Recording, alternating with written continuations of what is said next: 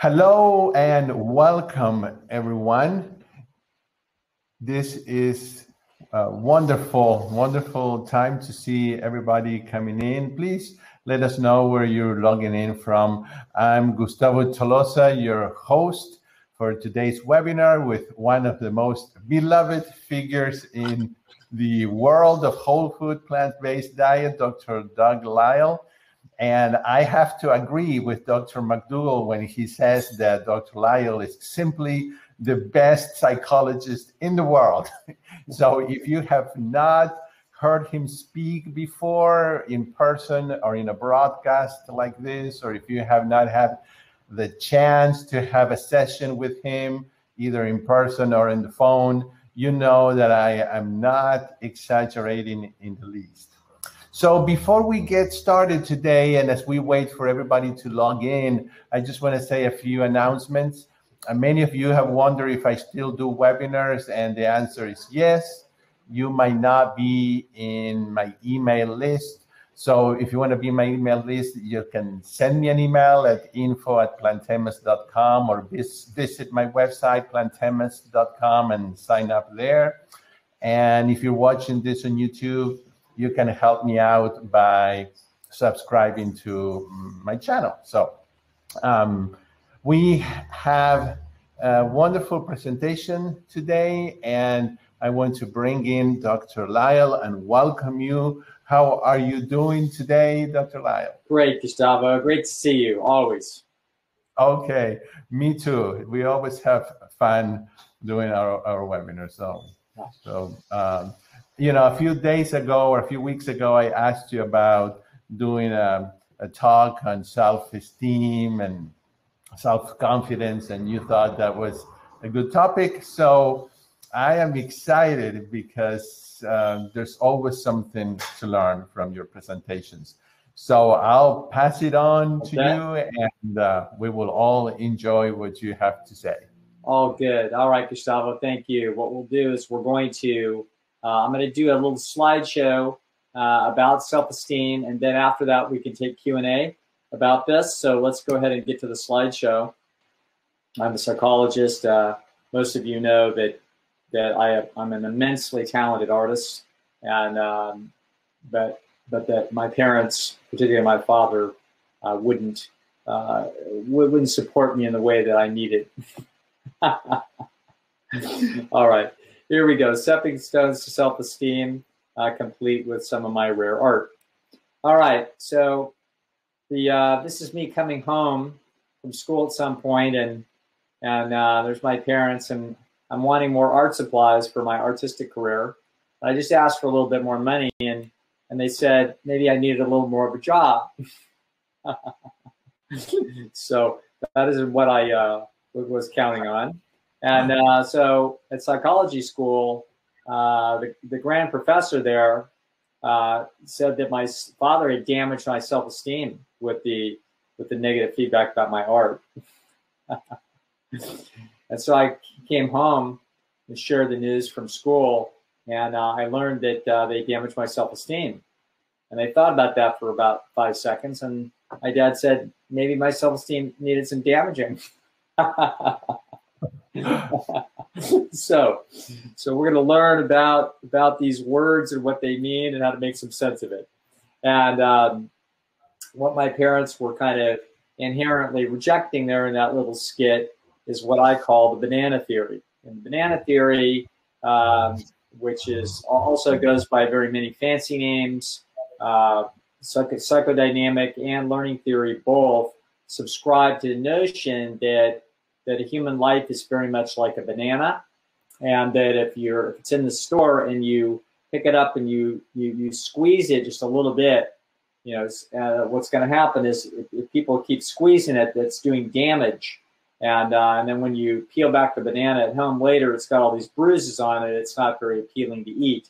So essentially, the notion is that unpleasant little bumps and bruises are dinging your self-esteem, your self-confidence, whatever it is that you want to call it. They are limiting how magnificent your life can be, and setting the stage for the problems in your adult future by little dings that you're having in childhood.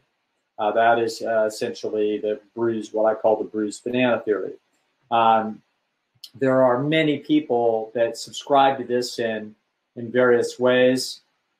In one of the sort of intellectual fathers of self-esteem as a concept, Nathaniel Branden. I noticed that I unconsciously left off the L at the end of his name. Sorry about that. Had this notion that self-esteem is like a vitamin. It's a need. And so that when we didn't have enough of it, that somehow that this caused damage, caused people to be drug addicts, caused them to do self-destructive things, etc. And so that more self-esteem was better and less self-esteem was worse. And it's a little confusing about how you got it. He considered early childhood to be an absolutely critical component.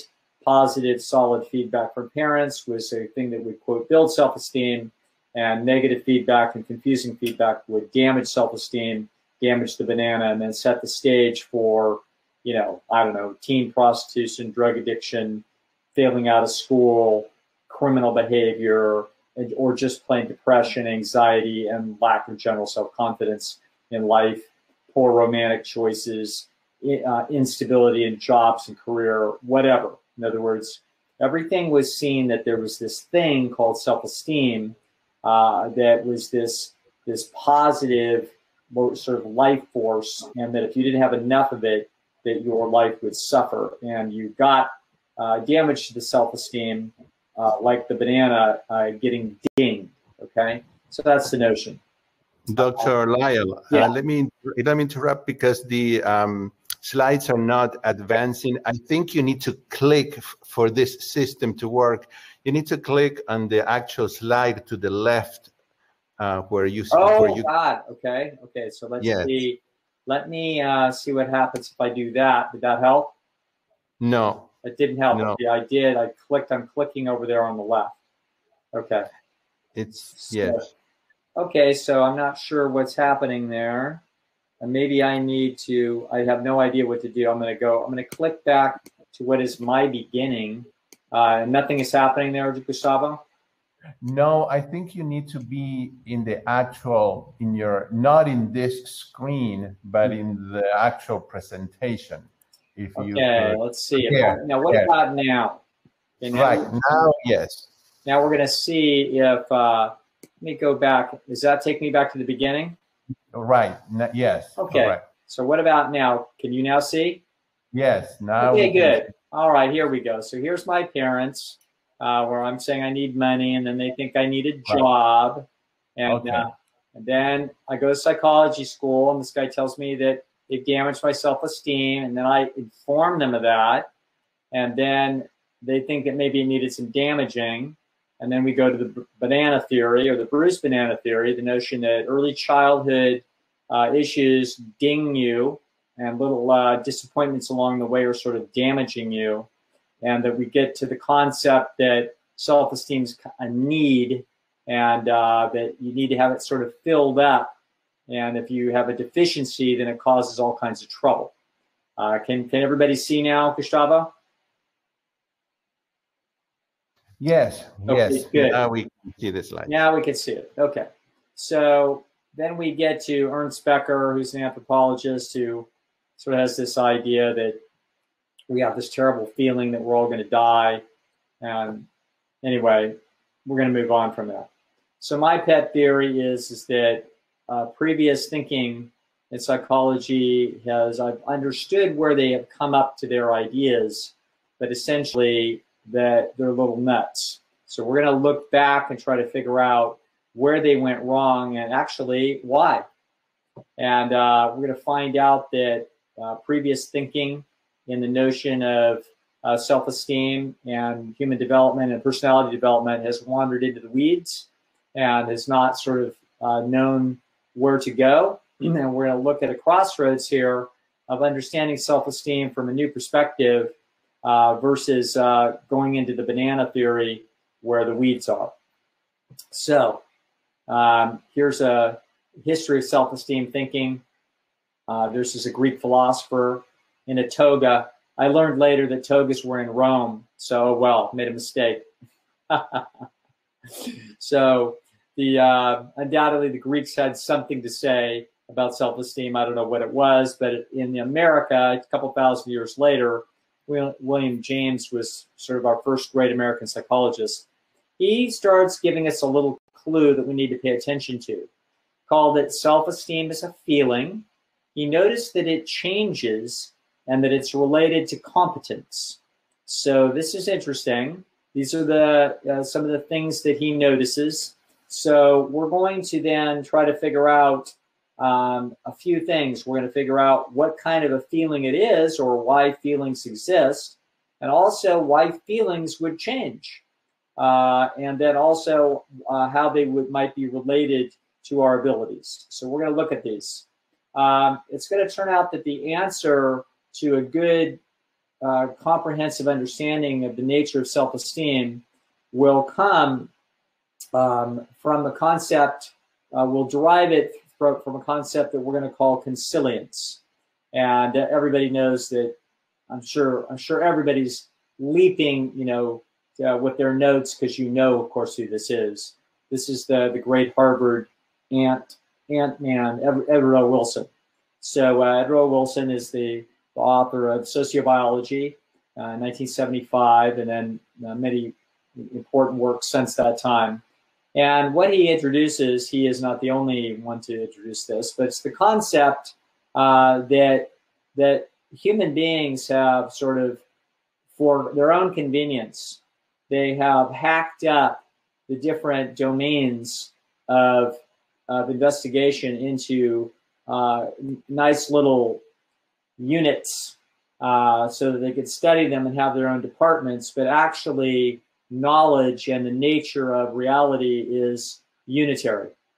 So the principles of physics will give rise to and not be contradicted by anything that is learned in chemistry. So if you have something that you observe in chemistry that appears to contradict the laws of physics, something is badly haywire or incredibly fascinating, and something important is about to be known. So the laws of chemistry are essentially a higher level. They're looking down on bigger, more complicated systems than physics. Physics is obviously exceedingly complex. However, it organizes itself into units that then make sense in chemistry. But the laws of chemistry cannot violate the laws of physics. Then you could, in principle, and people have, even we still have classes that we call biochemistry. That's the chemistry of living things. Well, the principle of that particular subset of chemistry, in no way, there's nothing there that could violate the laws of chemistry. We just happen to be talking about chemicals associated with living things, but there's nothing about their behavior or the way they work that violates the laws of chemistry, which cannot violate the laws of physics. Now, it's going to turn out that biochemistry is going to be the building blocks of biology, which is going to be living things. So biological systems are going to have all kinds of things going on the more complicated they get. So a plant, for example, is a lot more complicated than, for example, just a biochemical molecule that you might be looking at. So the whole plant is going to be studied by biology, but everything about what's happening with that plant can be understood in terms of biochemistry, and therefore chemistry, and then ultimately physics. And there's nothing about what goes on in biology that can contradict the laws of biochemistry, chemistry, or physics. And now, of course, there are certain kinds of organisms that have brains. And therefore, if they have brains, they have a decision-making apparatus, and they have what we're going to call a psyche or psychology. And the principles of psychology cannot violate the laws of biology. Now, this is where things get very interesting, because it's going to turn out that the social sciences, for the last 100 years, since their inception in the early 1900s and late 1800s, did not believe that psychology was built on biology. So the psychologists basically made their theories independent of any thinking in biology. And so it's going to turn out that the other social sciences, political science, economics, sociology, and anthropology, they also have behaved as if they are not in any way related to biology. Turns out that these are catastrophic mistakes that are, of course, tremendously embarrassing as they slowly learn the facts of life, that in fact, all you're watching when you watch political science, economics, anthropology, and sociology, or any psychological event, all you're watching is you're watching the working of a biological system or systems, are actually independent biological systems that may be influenced by other biological systems, i.e. people interacting with each other. And what's going on is nothing other than the action of biochemistry, i.e. neurotransmitters and neurons firing and behavior, which is, of course, predicated on the nature of chemistry, which is, of course, based on the principles of physics. And so ultimately, this is all consilient. And if your theories are not consistent with this, your theories are doomed. And so much about modern psychology and its theories, when I say modern, in the last 100 years, are doomed to fail, and they are basically built on quicksand. Now, so they're lost in space. And what we're going to do is we're going to try to rescue previous thinking in psychology, Bruised banana theory, self-esteem, need, etc.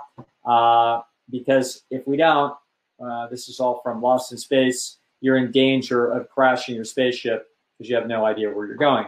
So what will save us is biology. As we step one step back, we don't need to learn particle physics to know why people do what they do, but we do need to know some things about biology that will help us a great deal in understanding why people do what they do, what the nature of self-esteem is, what the nature of self-confidence is, what the nature of motivation is, what goals are, what the nature of achievement is, and what are the things that can get in the way. We're going to go back to William James and to the notion that self-esteem is a feeling. That was his observation. He couldn't quite pinpoint where it came from. He knew that it was associated with competence, but he couldn't quite get it. We're going to look and figure out that what feelings are is they're actually biological signals, and they are designed for a specific purpose, and now we know what that purpose is. That purpose is to increase the statistical likelihood of the genes of that organism being on the planet in the future. And that is the only reason why any animal ever felt anything. They felt it because there's a system that is built into its brain and its nervous system that will cause feelings to happen under certain conditions. And those feelings are motivating devices in order to help the organism execute behavior that will increase their likelihood of either survival or of reproduction. Either way, whether it increases survival or reproduction, it will have statistically increased the likelihood of its genes surviving. So you might say, well, now that's ridiculous. I'm a 103-year-old grandmother. Are you telling me that whether I feel cold in my feet or not has a difference, make a difference in whether or not my genes survive on the planet? And the answer is yes, they do. In other words, that feeling of cold will make it more likely that you will do something so that the feet don't remain cold. That coldness is a warning device to tell you that the temperature situation is actually a threat to your survival. So if you take care of it and you feel warm and therefore better, you will then have a statistically likelihood increase of you having survived. That could make a difference in whether or not one of your offspring then comes to you for advice.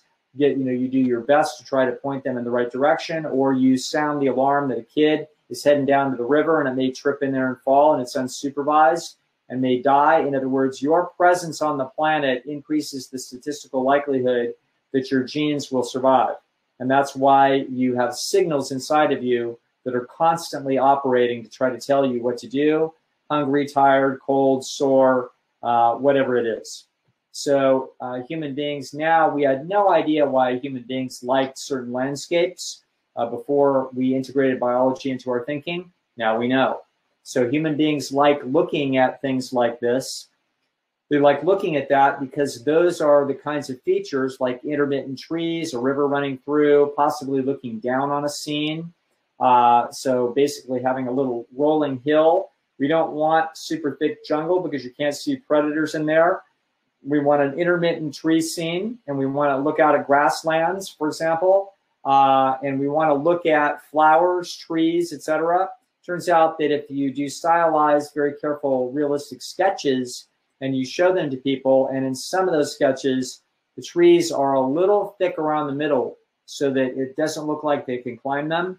But at other trees, it looks like that they can climb them. It turns out people like the looks of the ones that it looks like they can climb, even though if you ask them why they like that sketch as to the other sketch, they cannot tell you. It's an unconscious computational mechanism for preferences that would increase the statistical likelihood of survival of one scene versus another scene. So we like the look of water, because water is critical for our survival. You're not an animal that can live indefinitely without water. It's a critical resource. We don't just like the look of it, we like the sound of it. If water is moving, whether it's crashing waves on a shore or it's a babbling brook, you actually like the sound because the sound indicates that the water is moving, and therefore it is less likely to be subject to bacterial contamination. So you are spectacular in your ability to analyze a scene and tell whether or not this scene, as opposed to some other scene, that when you look to the right or look to the left, which place looks like it's more beautiful. And what beautiful means is if we go and interact in that environment is more valuable statistically for our survival. And here's a guy looking at a girl, and he's having the same kind of reaction, same thing. In other words, he's looking at features of her that indicate that she's fertile. And so that's what lights up the dopamine centers of his brain in the same way as if he's chewing on a ripe peach. Slightly different feelings, but those feelings have a similar underlying biological purpose, which is to statistically increase the likelihood of survival by signaling the organism that it's got something valuable there or dangerous. There's dangerous. So there's my cat taking a dump on the carpet, all happy about it. I'm not. Why? Because the smell of poop is disgusting, and what that disgust reaction is it's something that will cause your face to scrunch up and turn your head away from such a smell, which will reduce the likelihood of bacterial contamination getting into you and challenging your immune system. So that's why you don't like excrement. You don't like it because you can't make use of those calories the way a dung beetle is. When a dung beetle smells that, nothing could be better. Okay, so now we're going to go back to, now we understand a little bit about feelings. So we see that all of your little feelings for sounds, for vision, how something might feel, how it might taste, how it might smell. In other words, we realize, okay, every feeling that you have is just a signaling mechanism to tell you whether you've increased or decreased your likelihood of genetic survival as a result of that sensory input. Your sensory system is there to tell you about your relationship between self and environment and inform you what you should be doing. If something is unpleasant, you try to move away from it and mitigate the threat. If something feels good, you try to move closer and interact with it. That's the nature of signaling systems in biology. But now self-esteem is some kind of a feeling. We want to try to figure out what it is. Now we know because it's a feeling, it's a signal process. So it's designed to signal to the organism something that's important for its gene survival. Let's try to figure out what that is. We will now quit the Doug theorizing and we'll hop over to Mark Leary, Professor Mark Leary at Duke University, who did experiments on what he called self-esteem. I would take a little bit of issue. I got my own way to parse some of these concepts. But we're going to look at what Dr. Leary thought about self-esteem and some experiments that he ran. He looked at it instead of like a banana that can get bruised and therefore then get damaged in your development, and you have to make the best of it. He sees it as a social acceptance feedback meter. And we're going to look at this. So essentially, if you get a low self-esteem, self-esteem is not a vitamin, the way Nathaniel Brandon talked about it. It's not something that can be taken away from you in your early childhood. It's a current state of affairs with respect to whether or not you're being accepted by a group that's valuable for your survival, reproductive success, or whether you're being rejected. And so when you're being accepted, your quote, what he calls self-esteem, that's what people report the word to mean. We're going to look at that. We'll talk about a little bit about that later. But as far as the research literature goes, this is what has been found. So so this is now, we're going to look at Fred here, and I'm going to argue that there's three major classes of relationships that Fred seeks. He seeks mates, he seeks friends, and he seeks trading partners, i.e. people that give him a job or people that he does things for and then they buy his wares. In other words, he exchanges with others in order for his material survival. Human beings do that naturally, even in the wild. They form small trading communities, and they take advantage of the fact that some people are much better at making moccasins and fish hooks than they are at catching fish. And as a result, the exchanges that go on benefit both parties. Friends, the exchanges benefit both parties because friends are essentially insurance schemes where if I'm in trouble, my friends will help me, but if they're in trouble, I'll help them. That is an enormously valuable concept that is almost unknown in the animal kingdom, not totally, but almost. In other words, we human beings make better use and more use of friends than any other creature. Then there's mating. And so as a result, so these are three separate types of relationships that human beings seek. Dr. Leary argues that self-esteem is a feedback system for social behavior, and he calls it a sociometer. Now, in a laboratory, he actually did research on this. So unlike Freud or Jung or Carl Rogers or B.F. Skinner or Frederick Perls or anybody else that ever talked about this, Mark Leary actually is a modern scientist and used laboratory techniques and experiments with statistical analysis to actually take a look at the concepts of self-esteem. And what he found is that in groups, he very carefully engineered people to get either positive feedback or negative feedback. And when they got negative feedback, their self-esteem would drop. When they got positive feedback, their quote self-esteem would rise. When he published this, all kinds of objections came out from the peanut gallery all over social science, and they said, no, you just did this with a bunch of, basically lily-livered, scared little undergraduates at Duke or wherever he did this. And so therefore, if you add real people with a backbone, you wouldn't get that. So Dr. Leary then went and found people who had an attitude, big time confidence in themselves that said, I don't care what anybody thinks. So he grabbed a group of those people. He ran exactly the same kind of study. And so first of course, the idea is that there's something wrong with you if you don't care about what other people think. But it turns out, oops, by the way, the results of his study look like this. Exactly the same. There's no difference. So people that consider themselves totally independent, they don't care what anybody else thinks, et cetera, they have exactly the same results towards positive and negative social feedback as everybody else. And if you truly don't care what anybody else thinks, you're not even saying that, but it means that you are actually extremely unusual, and there's actually you're an outlier in human beings with a bizarre social psychology that's actually very dysfunctional, okay? So that is the story on how that works. Now, we're going to look at our little gal here named Joni, and she's got three groups of people that she's seeking to either obtain relationships with or to continue having a relationship with them. So mates, friends, and trading partners. So she's got friends, she may have a job, she may have a boyfriend. This is what her life is about. And what we're going to see is that she's actually, these processes are inherently competitive.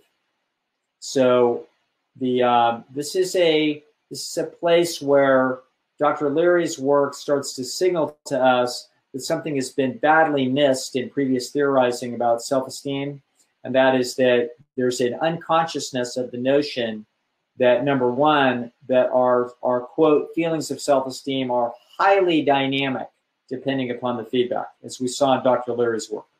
And those of you that may know a little bit about me and my website, there's a reason why it's called Esteem Dynamics. It's because it's triangulating and trying to communicate the notion that esteem processes are inherently dynamic. They are not a slow, inexorable process of chiseling damage from childhood. They are, in fact, very different than that, and they are highly reactive. They are reactive similar to how it is that our hunger drive changes and sleep and et cetera, our optimism with respect to some goal can change dramatically depending upon what the feedback system is. So these relationships that we seek with other people are always subject to competitive processes. So by competition, it means that people are running a cost-benefit analysis on that relationship, whether or not they're running a cost-benefit analysis on hiring you, you're running a cost-benefit analysis on taking the job or waiting for something better. You're running a cost-benefit on your friends, and you're running a cost-benefit on your husband or wife or whoever it is. You are running cost-benefit analysis. You can't help it. Okay? You are designed by nature to run a cost-benefit analysis. Your feelings are the result of those cost-benefit analyses. So here's somebody that's saying want to be friends. What's happening then is a cost-benefit analytic process goes on. So in order to resolve competitive processes, what human beings do is they advertise, okay? So advertising winds up being a key feature of human nature. Here's a particular kind of tortoise. Apparently the male sticks his head out and then wiggles it side to side. And if he does a really good job doing that, then the females may like him. If he doesn't do such a good job, they don't like it.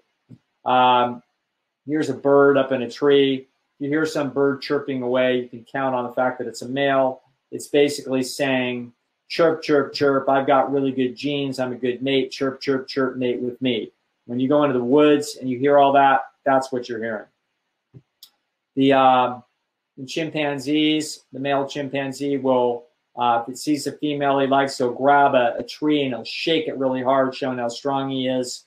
I tried to do this, try to get dates. This never worked for me. Now, so what we're going to see is that human nature is, and animal nature is going to very much be about making displays in order to, these are advertisements, in order to gain the regard or esteem, in other words, to alter the cost-benefit analysis of observers and to get them to decide to either mate with us, be our friend, or trade with us. In the animal kingdom, the thing that they do, they don't have friends, particularly in the animal kingdom, and they don't trade. So we see this characteristic taking place in the mating arena. They do a number of things. They sing, they dance, they demonstrate athleticism, they display beauty. These are classic displays in the animal kingdom. You'll see all of these in humans. This is basically what all pop culture is. It's the resolution of competitive processes. You can see that I don't know how to spell. I left a couple of things out of there, but you get the idea. All right. And this is what human beings find is fun. So human beings like to fix up their houses. They're fixing up their houses in order to make it look like they are essentially better specimens. And all of these things, whether it's singing, dancing, curling your hair, wearing fancy outfits, showing how nice your yard is, showing how pretty your house is, showing how well you can sing. All of these things are actually mechanisms for animals, including in this case humans, to display what we call their mutation load. In other words, somebody that's handsome and dashing and can fight with sword play, and he can swing, from a rope on a ship when it's drowning and save the maiden and everybody else. That guy's showing he's got really good genes. Okay, so these are genetic displays which statistically increase the likelihood of gene survival. That's why people find them fun, and they're all also inherently interested in watching, listening, and learning about them. All right, so Jane's displays are for mates, her beauty, her style, her dancing, her singing, and her smarts. For friends, that she's showing that she's reliable, healthy, fair, smart. She's not going to be a problem for the coalition. And for trade, she's showing reliable, smart, hardworking, honest, capable. These are the ways that people are. You don't try to tell an employer that you're trying to get a job as a junior accountant how well you can sing and dance. So people are trying to figure out to run a cost-benefit analysis on you for the total trade package that you're doing, and these are the kinds of things that people display. So in order to display well, what people are going to do, they have a device that we might call it the sociometer, but we're going to call it an esteem meter. And that when we get positive feedback from other people, it's going to cause us to feel happy and confident, okay? When we get negative feedback, we're going to have doubt. We're going to have a lower confidence, and we're going to have anxiety and depression, embarrassment. So positive esteem signals show that we're valued and accepted. Negative esteem signals, think about a dynamics of a boyfriend-girlfriend situation in the early going. Everybody's really excited. And then you go a few hours and you don't get positive feedback. You start to feel anxiety. You start to feel doubt. You start to feel depressed. Then you get a text that says everything's cool. Then you're relieved. You can see the dynamics of esteem signaling and how it impacts people's feelings from moment to moment. Now, competitive displays, turns out, will improve with rehearsals. This winds up being a critical issue. So Joni here is getting ready for a date, and as she looks in the mirror and combs her hair and puts on an outfit, she can feel more confident as she looks at herself. She is rehearsing her display. If she does a good job at rehearsal, she has an internal esteem mechanism that gives her positive feedback. So this is going to be what we call self-esteem. So the self-esteem mechanism is actually independent of the esteem signals that we get from other people. Esteem signals that we get from other people are very powerful. They're actually louder biologically than the self-esteem mechanism. The reason is that real live esteem is where the rubber really hits the road in evolution. They either want to hire us or they don't. They either want to date us or they don't. They either want to be our friend or they don't. And they're saying it in their actions. So their positive feedback should be very valuable. The negative feedback is can be very hurtful and shake our confidence. So our feelings are highly dependent on our feedback from other people, but not entirely. And that's because our self-esteem mechanism is looking at us through the eyes of other people as we do our rehearsals and decides whether or not we are working well at our rehearsal. If we are doing a good job at our rehearsal, we can feel, quote, good about ourselves even in the face of negative feedback. That's a very important issue. That distinguishes the self-esteem that I describe from the self-esteem that is often described in the literature, including Leary's sociometer. So he's not parsing this down where I think it's actually a very important distinction, and it is. So as I look at, this guy's looking at his house, he is looking at his house and it's displayed through the eyes of other people who aren't even there. He's the only one out there on some Saturday morning looking at it. That feeling is self-esteem. That's the self-esteem mechanism. There's no esteem there. Nobody's saying, wow, Ralph, you got a really cool house. So it isn't actually an esteem system. It is actually internal. It's an anticipation of what other people would think. All right, so here we're going to look at this. So here's the esteem meter, and we have our 3 domains, mates, friends, and trade. To be competitive, Joni's rehearsing her displays. In order to rehearse very well, you need a feedback system while you're rehearsing. That's why things like playing the piano, people can get so good at this because it's feedback rich. You can actually hear a bad sound, okay? Certain things aren't so good. So when people, for example, they write a poem, sometimes they can't tell that well how good the poem is. Not like you can hear on a piano what it sounds like. So Of course, the joke is the kid's learning to play the violin and it can sound terrible, and the kid thinks it sounds good. So what you have is you've got an imaginary audience watching your efforts, and if you do a good job at your effort, it will give you positive feedback even though nobody else is around. That's self-esteem. It's also highly dynamic. If you do a good job today, your self-esteem mechanism will feel bolstered and you'll feel a sense of pride. If you do a lousy job today, it will feel disgusted. So it's a highly dynamic process, and it isn't damaged in early childhood or anything like that. So this is how it works, that our feelings about life is pretty much about our esteem meter. It's about the feedback that we get from other people, and it's about the self-esteem that we earn. We are not in charge of the feedback from other people. We cannot control this. All we can do is to rehearse, to do a good job, to be ready for our displays. And as we rehearse, we will find that we will improve. And that improvement is will increase our confidence, because our internal audience will see and notice that there has been improvements, okay? And that's why William James noted that the feeling that he called self-esteem, which in fact was a combination of self-esteem and what I call esteem, or interpersonal esteem, that feeling involves self-confidence. It's not just entirely self-confidence. It's a feeling of moral victory over the fact that you have done well, that you planned well, worked hard, done an excellent job, and now you look at your garden and your self-esteem mechanism says, Joanne, well done, that's a beautiful garden. When your guests see that garden, they're going to be impressed with the work that you did, okay? So this is the nature of self-esteem and esteem, and the nature of confidence comes with evidence that we are improving our displays. A long time ago, mid-century, there was an old guard, classic professor of psychology at Harvard named Robert White, and he actually saw it this way. He saw that self-esteem had something was impacted from the outside and from the inside.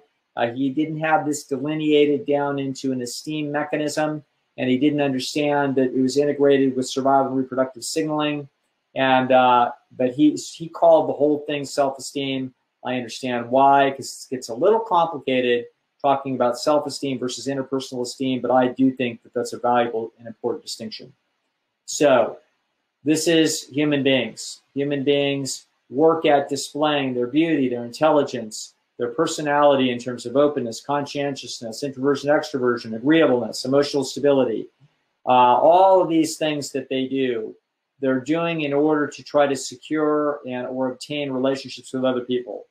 Their internal audience, as they work at their efforts, will either be disgusted and irritated and embarrassed by them, or there will be positive feedback that will have pride and increasing confidence. So here's a gal saying, you know what, I think if I were to lose 40 pounds, I'd be more accepted. Slim Sue has heard Joni say, you know, I'm going to lose a bunch of weight, and Slim Sue doesn't believe it. So therefore, if she doesn't believe it, neither will the internal audience tell you that if you tell the internal audience we're going to lose a bunch of weight, it's not going to improve your self-esteem, because it's not going to believe it. The internal audience acts as if it's real people watching you. Now, if you do a bunch of hard work, if you went out to breakfast, lunch, and dinner with Slim Sue and ate very healthy food, then at the end of a week or two, Slim Sue would say, wow, you're starting to make a believer out of me, okay? And even if you lose a little bit of weight and some things start looking a little bit sharper, Slim Sue's going to start to change her tune about what she thinks. And that's exactly what the self-esteem mechanism will do.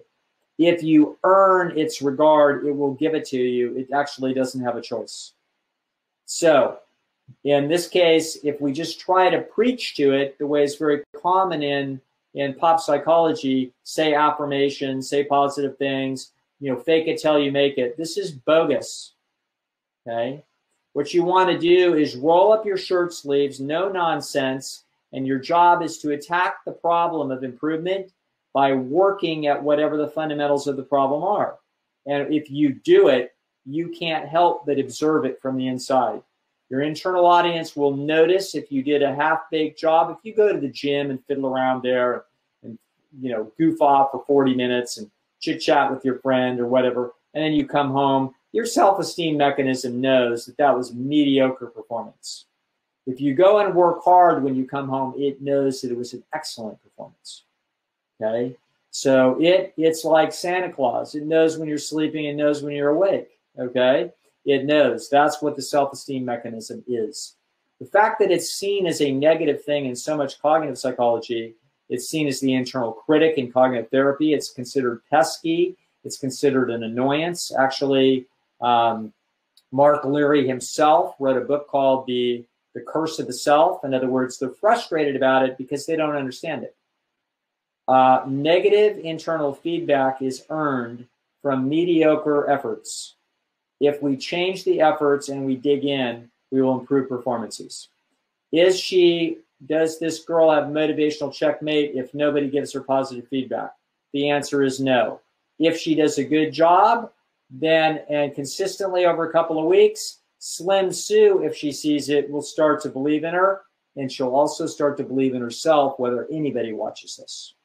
So the solution to the problem of self-esteem and self-confidence can be partially unwrapped by an understanding of what self-esteem is. Self-esteem is a feeling. That feeling is part of a guidance system to try to encourage you to do things in such a way that will increase your competence and therefore increase your ability to advertise your wares to the world in all important domains for you.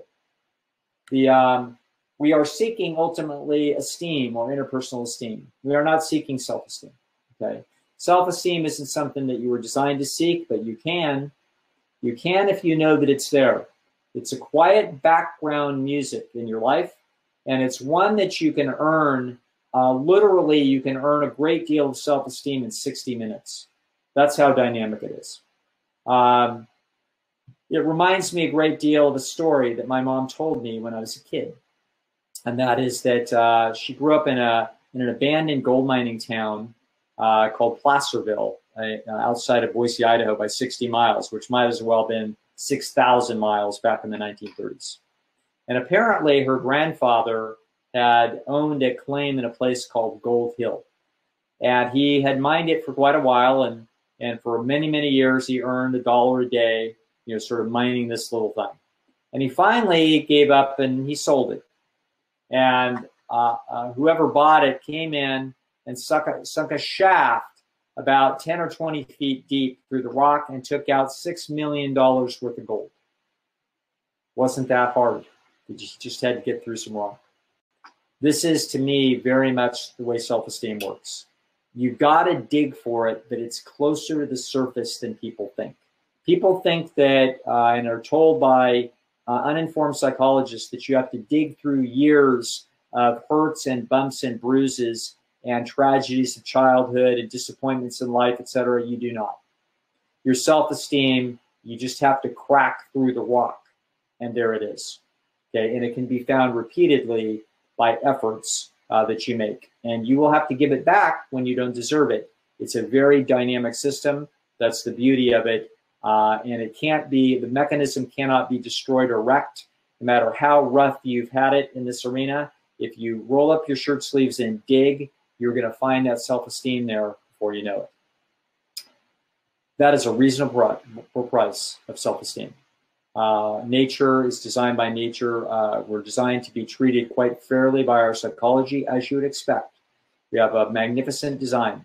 If we behave in consistent fashion with that design, things will go well. And that, folks, is how you get the life you deserve. Thank you, Dr. Lisle, for such an enlightening lecture. If you want to go ahead and quit the presentation, then we can get try to do that without getting kicked off. Let's see. I'm gonna do that. Am I back now? Let's see. No, I think that, let's see. Oh, I know. Stop sharing. Hold on. Yeah, you've got to stop. There we go. All right. All right. Very good. Thank you. That was, I was glued to the screen, even though I've heard you several times, that I always learn some new insights. So, Dr. Lisle, there are some questions here that people have, if you don't mind taking a few. Absolutely. Okay. Before I ask you the questions, I do want to mention that you and Jen Hogg are writing a new book. And you said that that's probably the last one. I think so. I don't think I'll do this again. No, okay. This So is you this have is two children.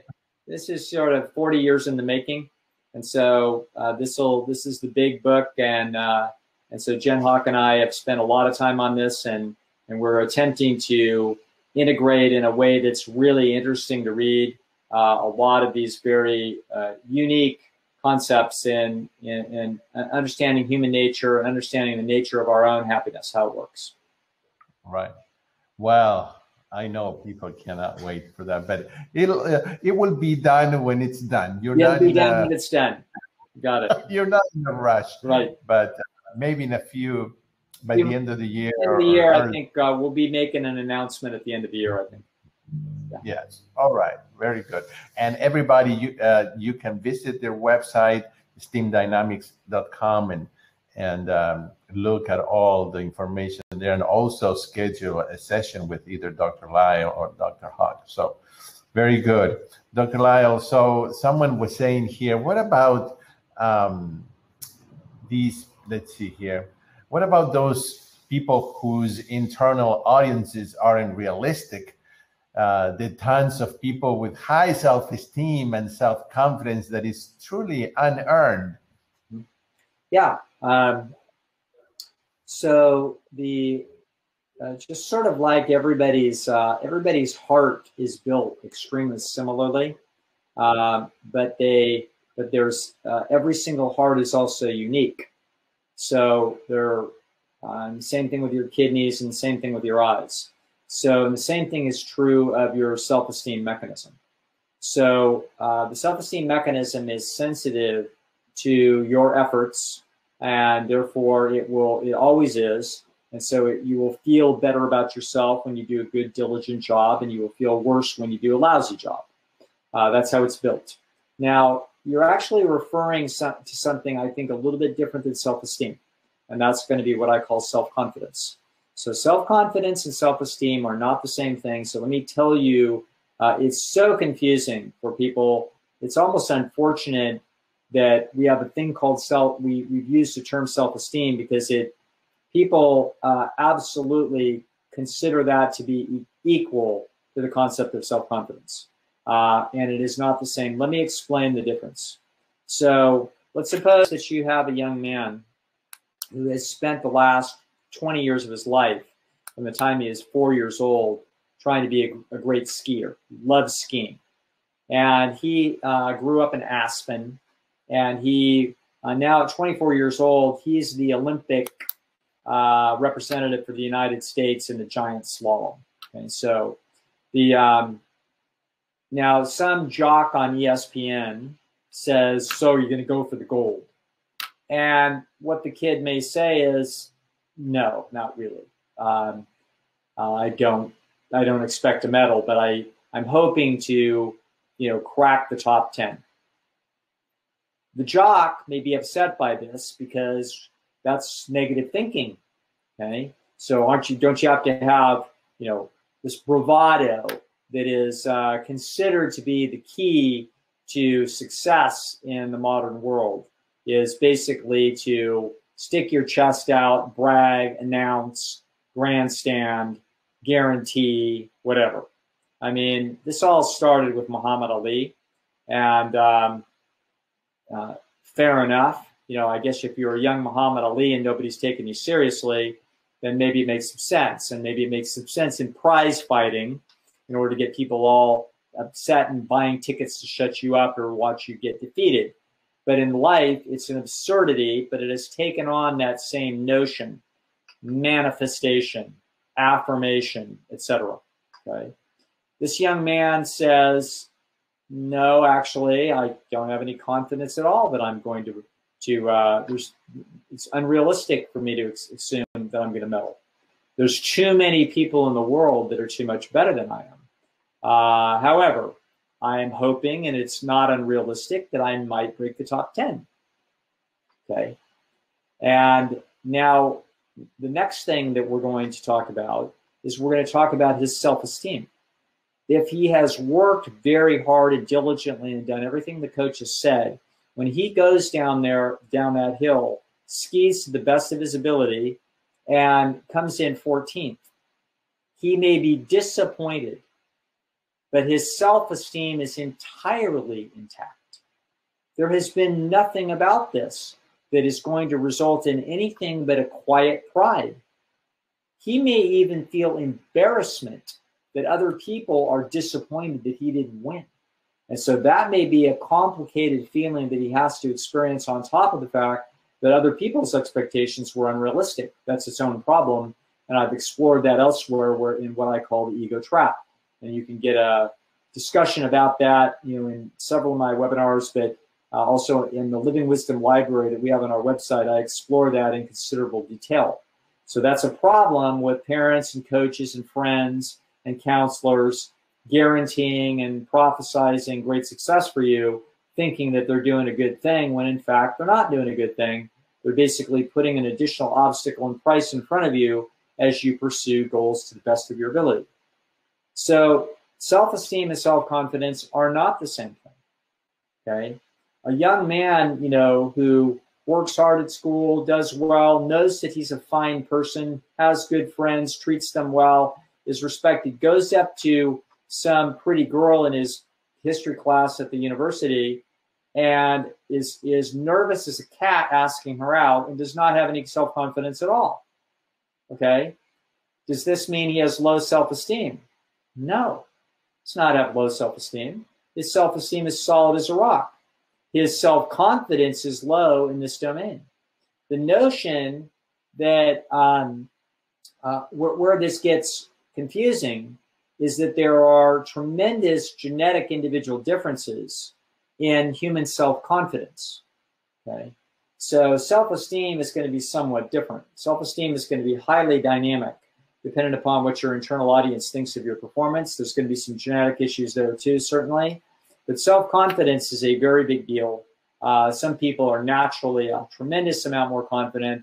They can be vastly miscalibrated about what it is that they're capable of accomplishing.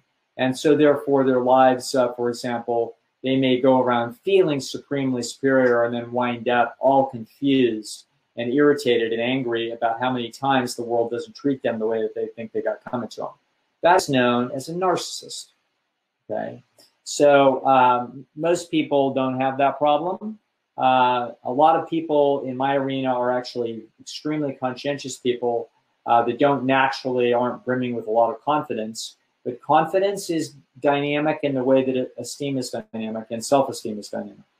So if you work hard and diligently at whatever it is, you will improve. If you don't improve, then you can tell that by your efforts aren't actually gaining anything. That's useful to know. It may be that you are reaching your genetic limit of your abilities, or it may be that there are fundamentals to the problem that you don't understand precisely, and you need some expert help, guidance, or you need to do some experimenting. Okay, so normally extra efforts lead to improvements. Those improvements then naturally increase your self-confidence because you can tell in watching your rehearsal performances, they are better than they used to be. So let's use this as let's get out of our heads talking theory. Let's talk about this gal who works hard at her diet and exercise and now goes from 40 pounds overweight to 20. Okay. Well, let's suppose she does this in isolation, in a COVID isolation chamber, somewhere up in the mountains where nobody knows that she's there. She just talks on the phone with her friends and does her work online. But she knows as she looks in the mirror that she's losing weight and looking better. There's no esteem. Nobody's giving her any positive feedback. Does she feel an increase in self-confidence? Absolutely she does, because she can tell that her display or her advertisement is better. She also feels self-esteem in knowing how she got there. She would not feel the same self-esteem if she did this by, for example, using amphetamines, did some bizarre mechanism in order to try to drop that weight. She might feel the increased self-confidence that other people were going to see her as more attractive, but she wouldn't have the self-esteem. That would be a different feeling. Self-esteem, folks, is a moral guidance system. It's a system that judges your effort. It doesn't care that much about the results of those efforts. It cares about the efforts. Your self-confidence is a different mechanism. They are highly interrelated, and their differences and distinctions are not well understood. They're typically not, these discussions aren't taking place between psychologists and their clients. But this difference is essential for us to understand. Your job is to learn about the nature of your self-esteem mechanism. If you work diligently at anything for 3, 4, 5, 6, 7, 8 days, if you do that, your self-esteem mechanism will give you very positive feedback, okay? Your self-confidence mechanism may not, because you may not have seen that much improvement. You may actually feel some degree of demoralization, but you will not feel disgusted with yourself. You will just feel frustrated. It's different, okay? If you then get the expert guidance that you need in order to understand and rehearse the fundamentals that are necessary for you to improve in whatever this display issue is, then you will feel more confident. So this is a one-size-fits-all model for the nature of the seeking of human happiness. Human happiness is almost entirely dependent on two things. Number one is going to be your self-esteem, and number two is going to be the esteem signals that you get back from other people. In between those two events is the feeling of self-confidence, okay? So self-confidence is going to come as a result of the efforts you make to improve your situation, okay? So that is three different feelings in the world and some nature about their interrelationship. Self-esteem, self-confidence, and ultimately interpersonal esteem, where the rubber actually hits the road between us and other people. That's the end that we seek, but seeking it in the best way is to seek it through excellence and diligence at working the fundamentals. Once you see that your self-esteem, folks, is entirely under your control. It is not under control by fiat. You cannot tell yourself to think more positively of yourself, but you can cause yourself to feel positively about yourself through diligent effort. If you do so, it can't not do so, okay? It has to. It doesn't have a choice. That's the nature of its design. It will not give you self-confidence until it sees evidence of improvement, but then it will. So if you put in diligent efforts and you see evidence that you are improving, that is the royal road to self-confidence, and then ultimately better feedback in display competitions with other people, in between other people and between us and our inherent competitors. That is the nature of human happiness. Human happiness is ultimately derived from earning esteem in the right way from the people that matter. The first person that you want to earn esteem from is you. And if you're not that happy and you're a little frustrated, this is stop number one, fundamental number one for improving your existence, is putting forth the effort to earn self-esteem as we start to attack the obstacles that stand between us and the esteem that we want to earn from other people that matter. Thank you. Yes, that's exactly what that was a good question, because that's a question that I had, the difference, because we confuse these two concepts all the time. And it's because we don't have someone like you explain it. So maybe that's even another webinar to do, because there's so much. It's such an interesting topic. So somebody says here, if you would please relate the self-esteem mechanism to successful weight loss.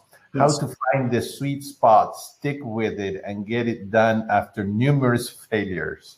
Yes, I want to send you to a webinar that I believe I did with Gustavo, and it's on my website, and it's probably somewhere in Gustavo's library. It's called The Slow, Fast Way, and it is exactly aimed at the self-esteem mechanism with respect to weight loss. So we do a whole hour on that, and that's one of my favorite webinars we ever did.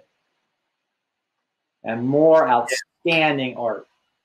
Yeah, that was I agree with you. So that's in your website as well. So someone says, is it possible to buy self-esteem, like when we go and get our hair done and nails, and I can hire someone to do my landscaping, and I haven't really done it, but I bought it. So am I buying self-esteem or confidence? You're actually not buying self-esteem, you're buying self-confidence. Okay. So in other words, you are recognizing that you're improving your display, and you know that other people are going to think more highly of you in doing that. In effect, so that's not the same thing as you actually having gone to the efforts. If those displays are the effort, for example, the self-esteem comes, let's suppose a guy has an old run-down car, and he knows that if he's going to go out on a decent date, that this is a big embarrassment. So his internal audience is aware that his display is not very good. Now, and so his self-confidence is similarly low. So he's anticipating that this is an obstacle towards positive feedback. So the self-esteem mechanism isn't particularly involved in going down and buying the car. Okay, so it didn't require any diligence and effort. All it took was this market process. You would probably feel a little weird if you got the car by stealing out of your mom's bank account, or turning in extra hours at your work that you didn't do, so you got a paycheck so that you could go put a down payment down. You would feel disgusted with yourself about that process, even though you would still feel a little bit of relief and increased self-confidence in your display. Okay, so in other words, so those are actually somewhat different, but that's a very, very great question. It shows how tricky this is. Now, let's suppose that we honestly earned the money and the credit, and we just hadn't done anything about it. Okay, but notice what happens. It's not that our self-esteem rises when we go down and purchase the car. It's actually our self-confidence. We don't feel great about ourselves because some great thing that we did, or that we improved our capabilities through our efforts, but we did actually improve our display through and notice what that is. What that actually is it's a particularly something like that. It's because there are things out there that are actually proxies for gene excellence, which actually aren't. So somebody could be, a terrible genetic specimen, but they could, in so many different ways, but they could have a really cool car. And we might look at it and say, wow, that's really cool. I think that means that that person is probably cool. But actually, he's a hitman for the mob. Okay, actually, he's a below room temperature IQ thug.